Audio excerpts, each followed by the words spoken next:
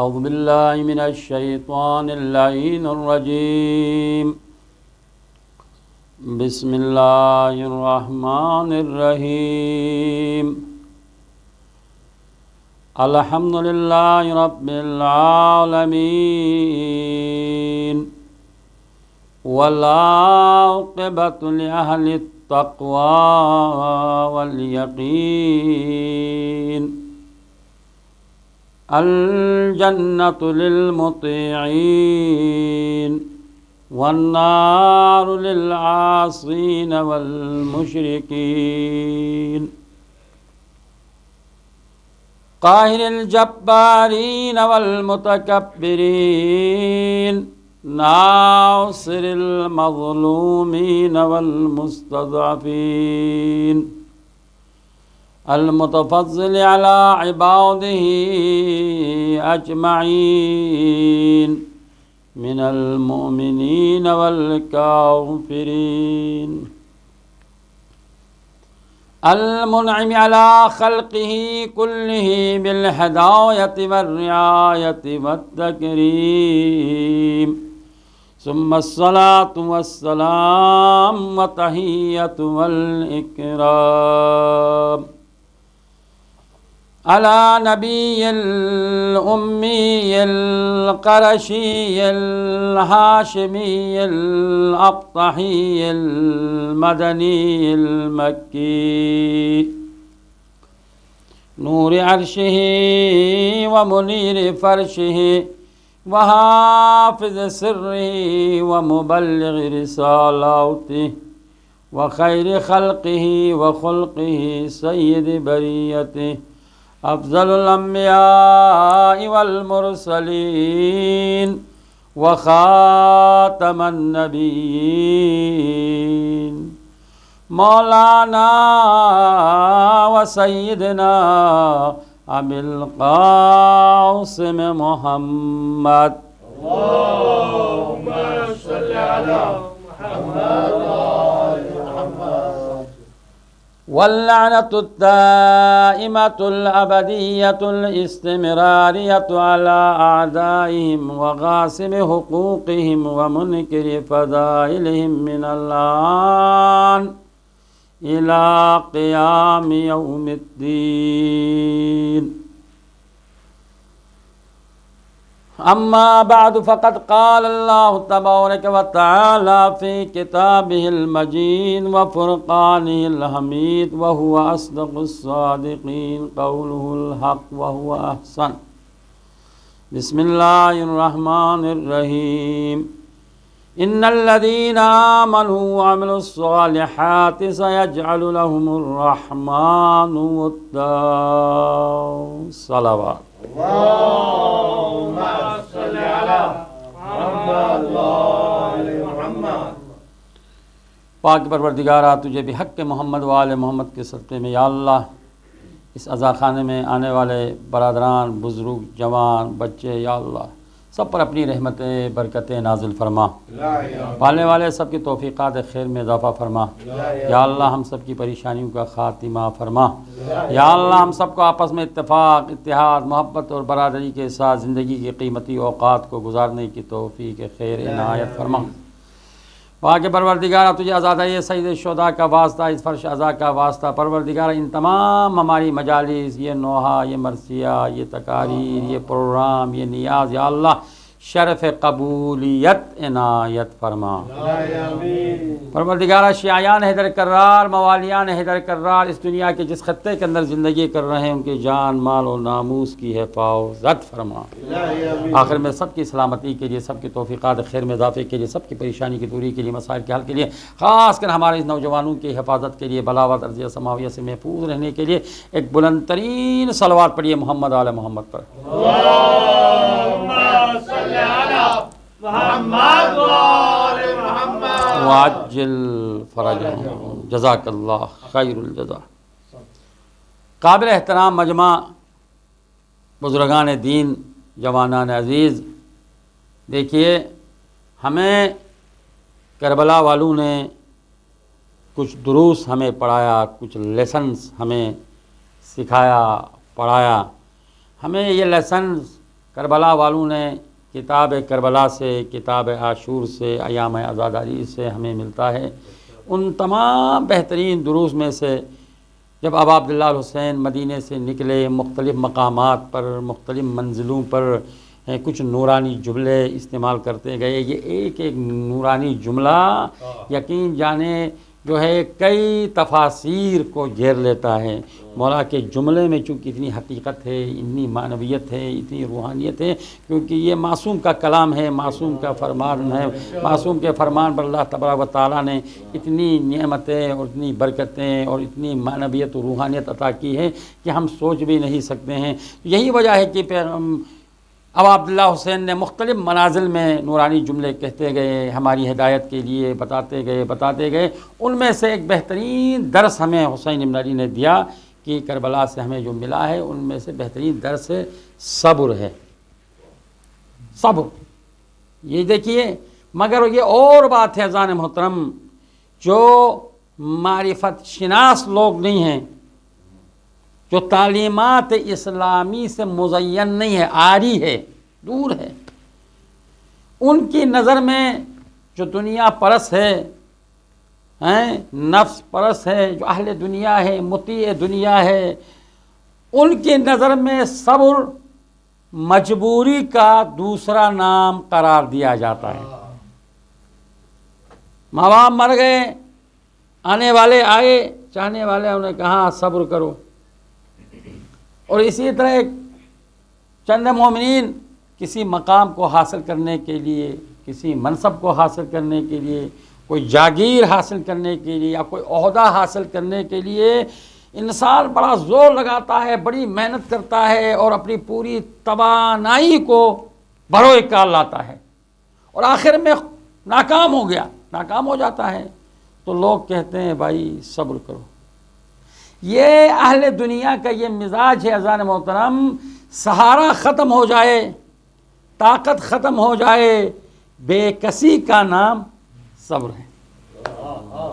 یہ اہل دنیا کا مزاج ہے، اہل دنیا کا ایک تھنکنگ ہے، ان کی فکر ہے۔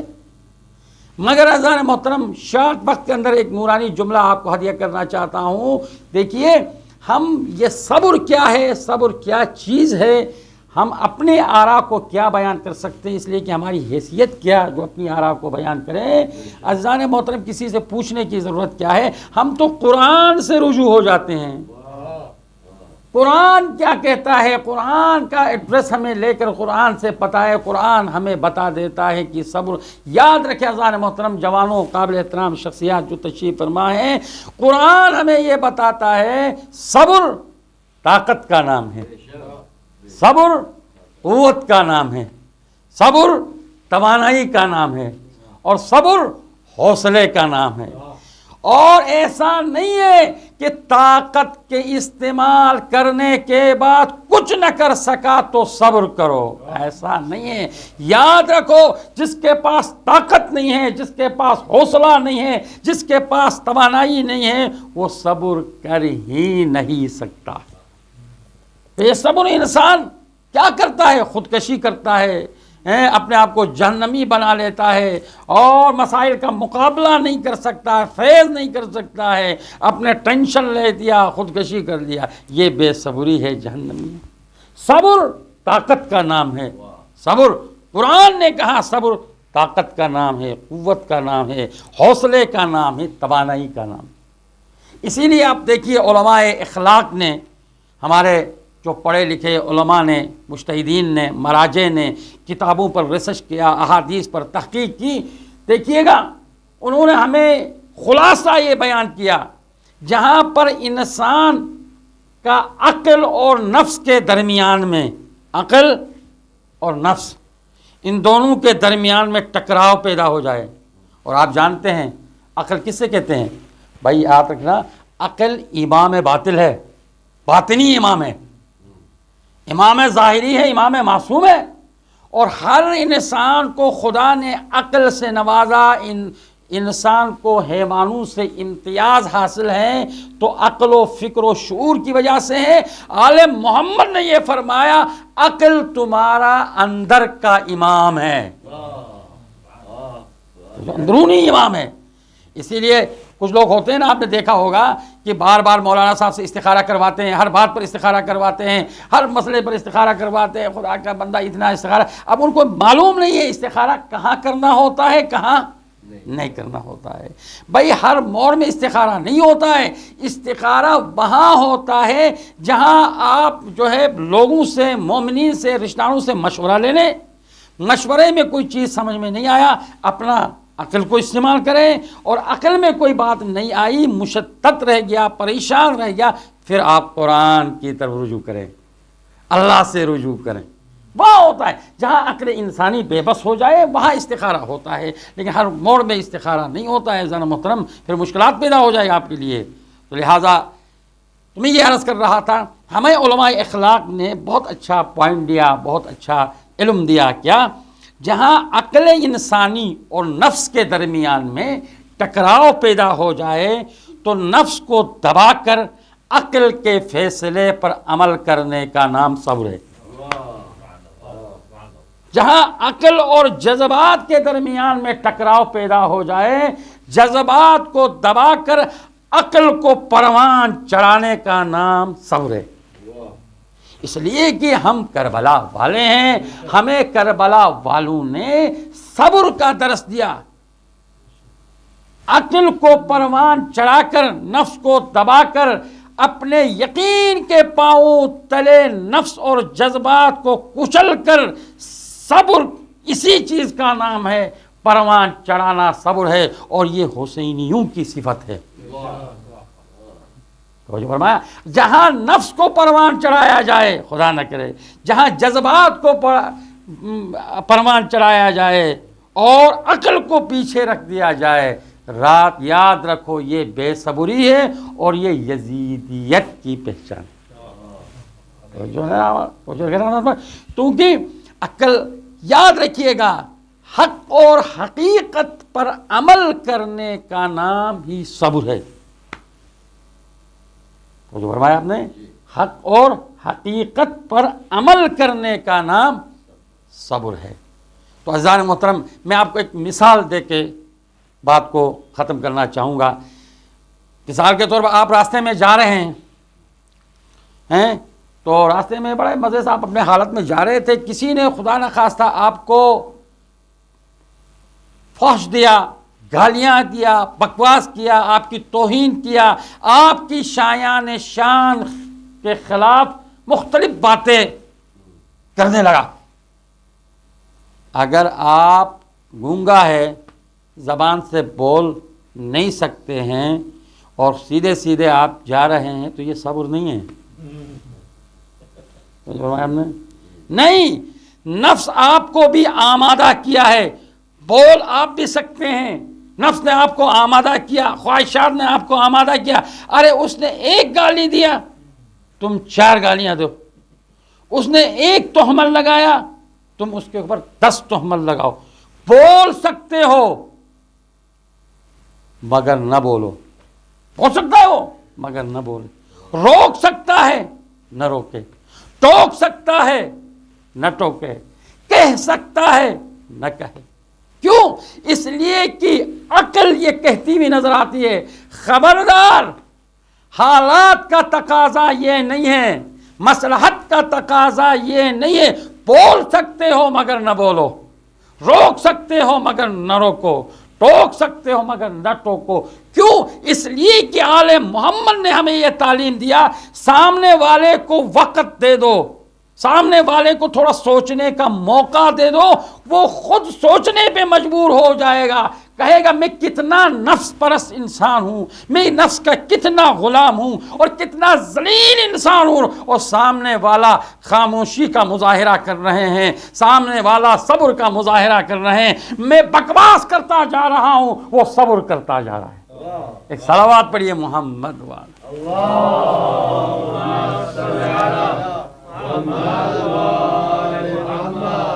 چونکہ کہا نا صبر طاقت کا نام ہے. آپ بول سکتے ہیں، طاقت کو استعمال نہیں کیا.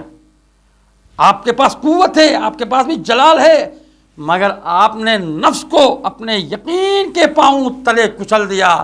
روح کو پروان چڑھایا، عقل کو پروان چڑھایا، تو لہٰذا سامنے والا بھی تو آخر انسان ہے، دل رکھتا ہے سینے میں، یقیناً سوچنے پہ مجبور ہو جاتا ہے میں کتنا گندا انسان ہوں، میرے یہ حالت دیکھیے، ان کی حالت دیکھے، میری کنڈیشن دیکھے، ان کی کنڈیشن دیکھے، اور میرا بکواس دیکھے، ان کا اخلاق دیکھے، تو یہی ہے، اسی کا نام صبر ہے۔ صبر بڑی نعمت ہے۔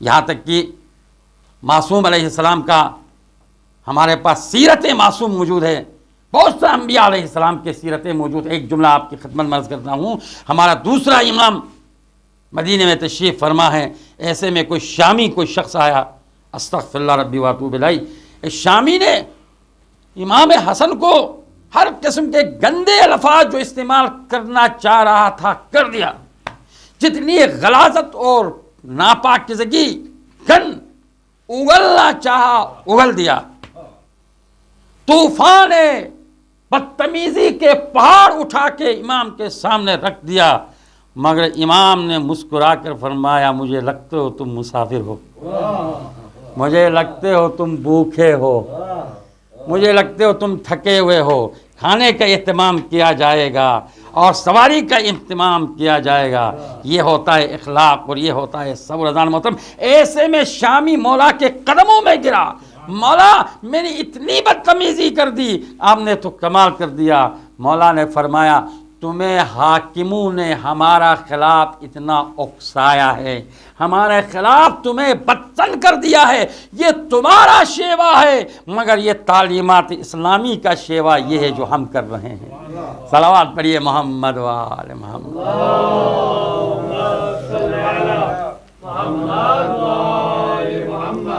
تو عزیزان محترم، تفصیلات میں جانے کی ضرورت نہیں ہے، انتہائی مختصر الفاظ میں صبر کے مختلف اقسام ہیں۔ مصیبت پر صبر کرنا، معصیت پر صبر کرنا، سامنے گناہ ہے، گناہ آپ کے کنٹرول میں ہے، کرنا چاہے آپ کر سکتے ہیں مگر آپ صبر کر رہے ہیں۔ متقی آل محمد نے فرمایا تقویٰ تقویٰ تقویٰ تقویٰ اختیار کرنا چاہیے، تقویٰ اختیار کرنا چاہیے۔ بھائی نماز پڑھنے ہی کا نام تقویٰ نہیں ہے، روزہ رکھنے کا ہی نام تقویٰ نہیں ہے۔ تقویٰ اس سے کہتے ہیں کہ آپ کے اس گناہ پر قدرت ہے، گناہ پر آپ کا تسلط ہے، آپ چاہے تو گناہ کر سکتے ہیں مگر آپ نہیں کر رہے ہیں، تو اس کا مطلب ہے آپ میں تقویٰ ہے۔ ایسے افراد، ایسے لوگ جو بے بس ہیں، گناہ کرنے کی قدرت ہی نہیں ہے، طاقت ہی نہیں ہے، نہ پیسہ ہے، نہ دولت ہے، نہ پراپرٹی ہے، کچھ بھی نہیں ہے، گناہ بازار میں موجود ہے لیکن وہ گناہ پر قدرت نہیں رکھتا ہے، تو وہ متقی نہیں ہے۔ جوانوں، آپ حضرات کی جوانی ہے، آپ جوانی کے شہوات کو کنٹرول رکھ کر مسجد میں آ کے اللہ اکبر کر رہے ہیں۔ یہی اسی لیے تو کہا کہ شہر میں رہ کر، جہاں شہر میں گناہ کا بازار بھی گرم ہے، وہاں بیٹھ کے ایک رکعت نماز پڑھنا، دیہات میں جہاں گناہ کے مواقع نہیں ہے 70 رکعت سے افضل ہے شہر کی ایک رکعت۔ کیوں؟ اس لیے کہ جوانوں کے پاس قوت بھی ہے، حسن بھی ہے، جمال بھی ہے، اور گناہ کو چھپانے کے اسباب بھی ہے، ساری سہولیات زندگی موجود ہے، مگر رضا الہی کے خاطر ان تمام کی چیزوں کو ٹھوکر مارتا ہوا نظر آتا ہے، تو اس سے کہتے ہیں متقی، وہ جوان متقی ہے۔ آپ مشہد گئے ہوں گے، امام رضا کی خدمت میں کئی بار جا چکے ہوں گے، وہاں بازار امام رضا میں ایک جملہ لکھا ہوا ہے، بڑا پیارا جملہ لکھا ہے، اذان محترم آپ کی خدمت میں عرض کر دوں کہ ایک جملہ لکھا ہوا ہے، کیا؟ اولم محضر خداس و در محضر خدا گناہ نکنید۔ کیا بات ہے، دیکھیے ایک جملے میں نے سمو دیا پورا علم کا سمندر ہے، یعنی اولم محضر خداس، یہ پوری کائنات اللہ کے حضور میں ہے، آمنے سامنے، جس طرح آپ میرے آمنے سامنے ہیں، میں آپ کے آمنے سامنے ہوں، ہے نا بھائی؟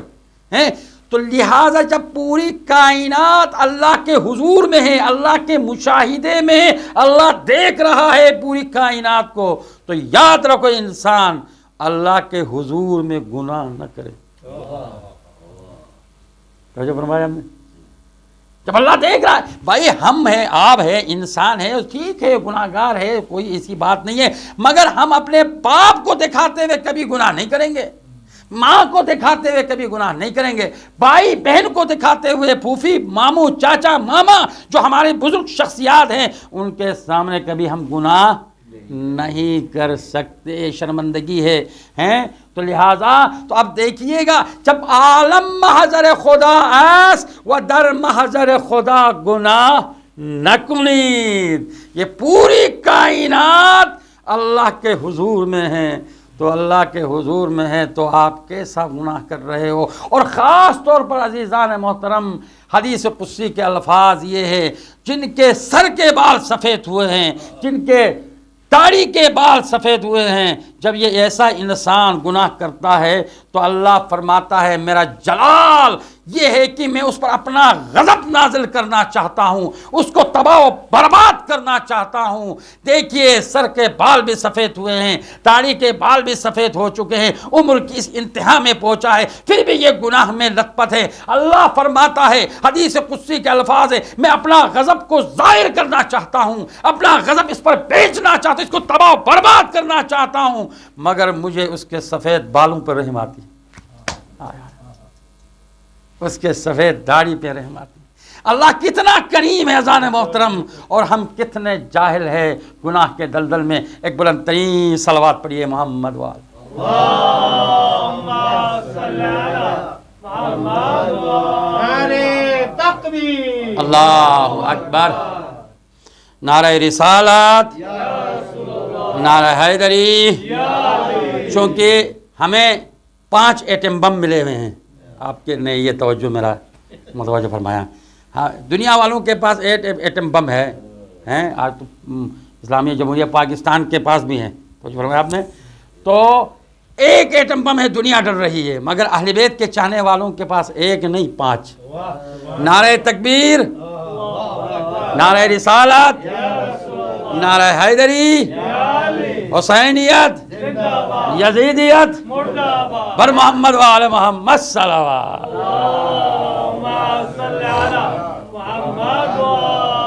دشمنان اہل بیت لانے بے شمار۔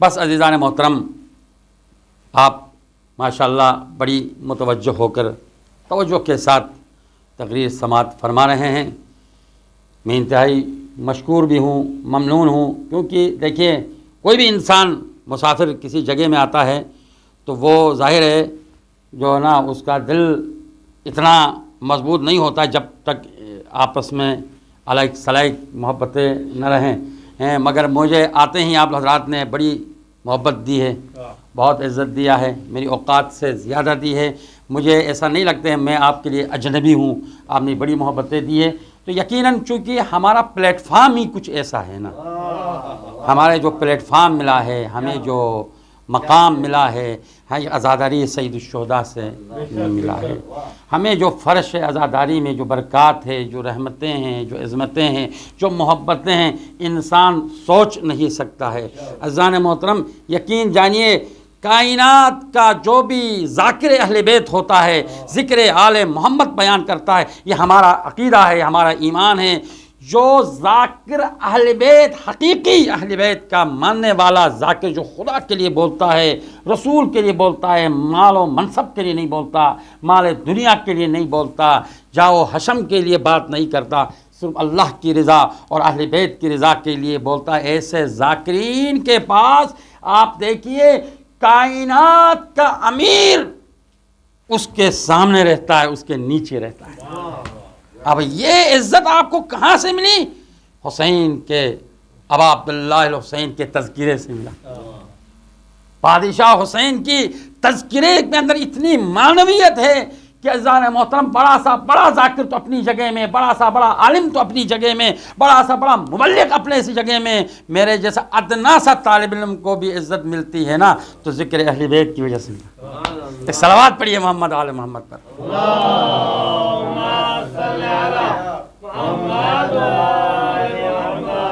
بس عزیزان محترم، حسین ابن علی مظلوم کربلا نے ہمیں درس دیا مقام صبر کا.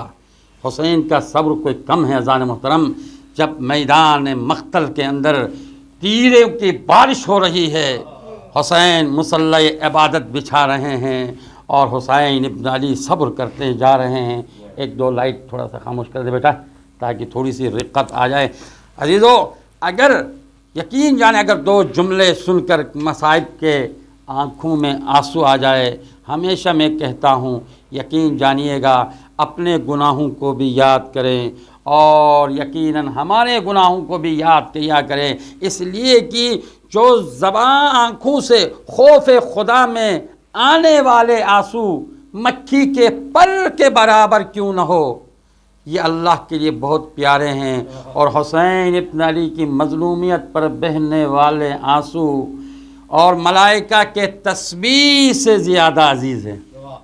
تو عزیزو، حسین ابن علی نے برستے ہوئے تیروں کے جرمٹ میں مصلی عبادت بچھا کر نماز ادا کی. تو ہمیں بھی چاہیے، ہم اس حسین کے ماننے والے ہیں، کبھی ہماری نمازیں قضا نہ ہو، کبھی ہمیں مسجد سے دوری نہ ہو. یقیناً جو مسجد کے قریب رہتا ہے، جو نماز کے ساتھ قریب رہتا ہے، اس کا علاقہ، اس کا رابطہ حسین ابن علی کے ساتھ رہتا ہے. عزیزو، حسین نے اس مشکل مقامات پر اتنا صبر کیا کہ وہاں بے کسی کے عالم میں بھی حسین نے بے صبری کا مظاہرہ نہیں کیا بلکہ کمال صبر کیا. یہاں تک کہ اصحاب شہید ہوتے گئے، حسین نے صبر کیا. سب مارے گئے، حسین نے صبر کیا. عزیزو، یہاں تک کہ 13 برس کا بھتیجے کو، چھوٹا سا ایک مجاہد کو، 13 سالہ بچے کو میدان مقتل کی طرف روانہ کیا. حسین کے جگر کو دیکھیے، حسین نے صبر کیا. صرف یہی نہیں، 18 برس کا نوجوان کڑیل علی اکبر ہم شکل پیغمبر کو میدان میں بیچ رہے ہیں، حسین نے صبر کیا. ایک مرتبہ علی اکبر جوان علی اکبر کے لاشے کو اٹھایا، حسین نے صبر کیا. عزیز و اکبر کے سینے پر برچھی کا ٹوٹا ہوا پھل حسین نے نکالا، حسین نے صبر کیا. ہر مقام پر حسین صبر کر رہے ہیں. ازادارو، روایت کے الفاظ ہے. اب میں جو روایت بیان کرنے جا رہا ہوں یقیناً آپ کے آنکھوں میں آنسو آئے گا، آپ بڑا گریہ کریں گے. عموماً میں یہ جملہ کہا کرتا ہوں، ہمیں یہاں پر بیٹھ کے اتنے سوچنے کا موقع نہیں ملتا، مصائب جلدی سے بیان ہو جاتے ہیں. مگر عزیزو، خوش قسمت ہے عام میں سے وہ افراد جو عالم کی طرف سے مصائب سننے کے بعد گھر میں جاتے ہو، بستر میں لیٹ بھی جاتے ہو، سرانے پر سر بھی رکھتے ہو. کبھی سوچا کرو کیا جملہ مولانا صاحب نے کہا روایات کے حوالے سے. عزیزان محترم، روایت بڑی سخت ہے، آپ جملہ سماعت فرمائیں گے. عزیزو، کربلا کا میدان ہے. عصر عاشور کے بعد جناب سکینہ کی یہ عادت تھی، ہمیشہ 2 مصلے بچھایا کرتی تھی. ایک اپنے لیے بچھاتی تھی، نماز دیکھیے، نماز ایک اپنے لیے بچھاتی تھی، ایک بابا کے لیے بچھاتی تھی. جناب سکینہ کی یہ عادت تھی. عزادارو، عصر عاشور بھی سکینہ نے 2 مصلے بچھا دیا، ایک اپنے لیے، ایک بابا کے لیے. مگر عزادارو، حسین کی پیاری بیٹی سکینہ نے بابا کا بڑا انتظار کیا مگر بابا نہیں آیا. ایک مرتبہ کسی کے قدموں کی آواز سنائی دی، سکینہ نے مڑ کر پیچھے دیکھا. عزادارو، کیا دیکھا؟ شمر ملعون کے ہاتھ میں تازیاں لے کے کھڑا ہے. بچی پھر بھی نہ سمجھی. ایک مرتبہ شمر سے پوچھا، وہ شمر، تو نے میرے بابا کو دیکھا؟ اجرکم اللہ. بس عزادارو، ایک مرتبہ سکینہ بیٹی نے پوچھا، او شمر، تو نے میرے بابا کو دیکھا ہے؟ یہ جملہ شمر نے سننا تھا. عزادارو، شمر ملعون کے ہاتھ میں حسین کا کٹا ہوا سر تھا، سکینہ کی طرف پھینک دیا.